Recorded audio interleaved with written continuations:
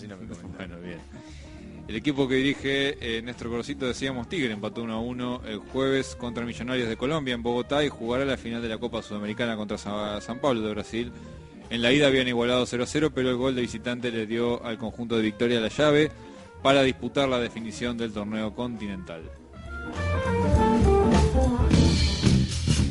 Bien, vamos a enganchar lo que veníamos diciendo hacia el final del bloque anterior con la segunda parte de la entrevista con Edgardo Reynoso. Antes de seguir avanzando, comentar que la lista verde se impuso en 31 de las 32 seccionales. La única derrota fue precisamente en la seccional Gran Buenos Aires Oeste frente a la Bordeaux. Ustedes dirán, tanto se habla de un duro revés para el pedracismo, pero en definitiva perdió apenas una sola seccional. Y claro, pero hay que recordar que la oposición fue habilitada en solo 6 seccionales, es decir, en 26 el triunfo de la Verde estaba asegurado. La derrota se produce en una seccional que el pedracismo controlaba hace 8 años y corresponde a una porción de la zona que Reynoso definió como de mayor peso en lo que respecta a la actividad ferroviaria. Por eso es importante el triunfo de la Bordeaux. Bien, en lo que sigue, ahora sí van a escuchar a Reynoso, Edgardo Reynoso reflexionando acerca de si la serie de situaciones adversas, ¿no?, que describimos en el bloque pasado y que en el último tiempo afectaron al pedracismo, precipita el final de la lista verde en el ferrocarril. Más precisamente le preguntamos a Reynoso si se podía hablar de un principio de fin, ¿no?, un principio de final de ciclo del pedracismo en la Unión Ferroviaria, y esto nos respondió. Sí, son varias cuestiones. Yo no diría que finalice un proceso de la Verde en la Unión Ferroviaria. Todavía dista mucho de eso. Es decir, lo que sí decimos es que se abre un gran periodo de crisis. En la Unión Ferroviaria queda el pedracismo sin Pedraza. Es decir, no termina la influencia de Pedraza y del pedracismo, porque en realidad es una concepción de sindicato.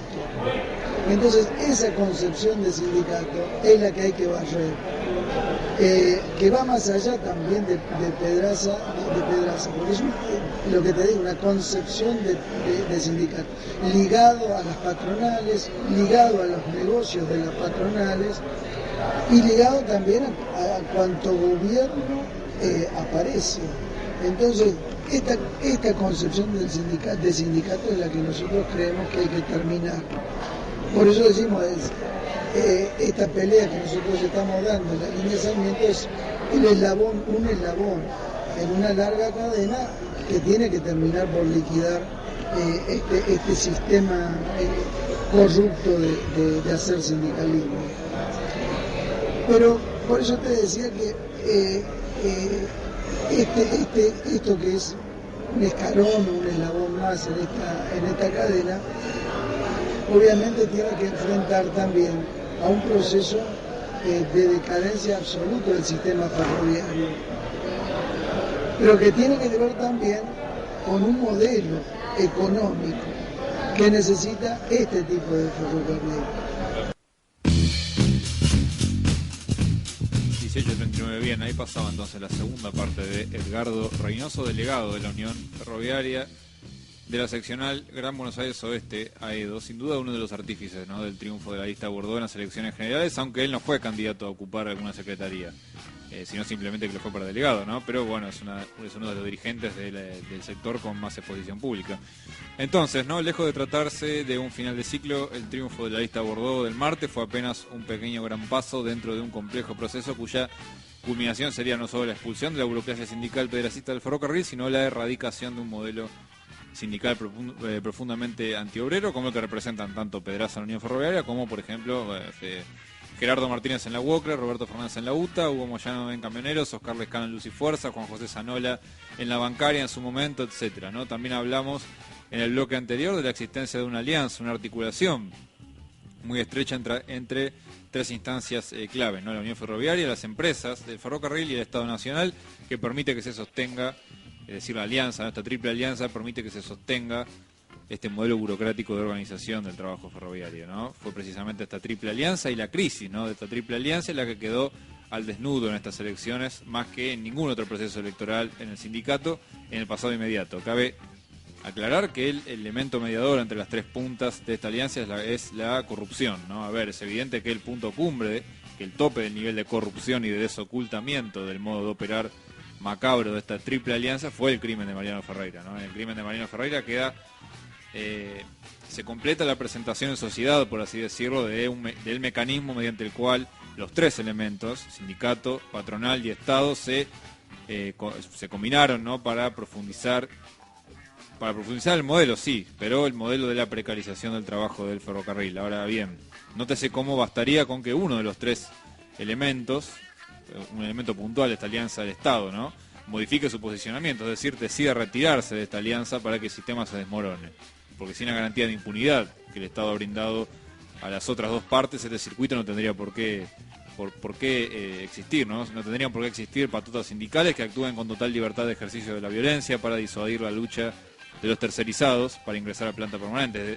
Es más, sin la garantía de impunidad no tendría por qué existir trabajadores tercerizados que desempeñan tareas que los definirían como trabajadores ferroviarios pero que no figuran registrados como tales, ¿no?